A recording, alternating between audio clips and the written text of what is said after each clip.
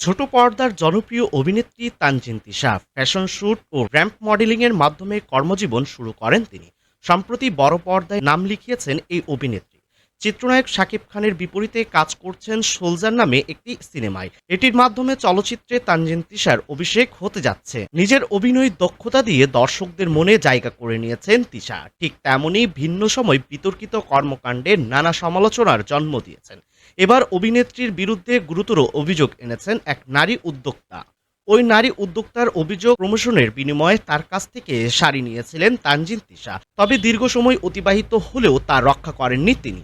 জানা গেছে, গত 17 জানুয়ারি তানজিন তিশা তার ভেরিফাইড ফেসবুক থেকে একটি অনলাইন ফ্যাশন পেজের ইনস্টাগ্রামে যোগাযোগ করেন। সেখানে তিনি জানতে চান জামদানি কি কি আছে। এরপর কয়েকটি শাড়ির ছবি পাঠানোর পর দাম জানতে চান এই অভিনেত্রী। ফ্যাশন পেজ থেকে জানানো হয় শাড়িগুলোর আলাদা আলাদা দাম। এরপর তিশা একটি শাড়ি পছন্দ করেন এবং বাসার ঠিকানা দেন। ওই ফ্যাশন পেজ থেকে জানানো হয় তিশাকে শাড়িটি টাকা দিয়ে কিনতে হবে না, বিনিময়ে শাড়ি পরে ছবি তুলে সোশ্যাল মিডিয়ায় শাড়ি এবং ফ্যাশন পেজটি প্রমোশন করে দিলেই হবে। তিশাও এই প্রস্তাবটি মুহূর্তেই লুফে নেন। শাড়িটি যথাসময়ে তিশার বাসায় পাঠিয়ে দেওয়া হয়, কিন্তু শাড়ি গ্রহণের প্রায় 10 মাস সময় অতিবাহিত হলেও তিশার বিরুদ্ধে কথা না রাখার অভিযোগ তুলেন ওই নারী উদ্যোক্তা।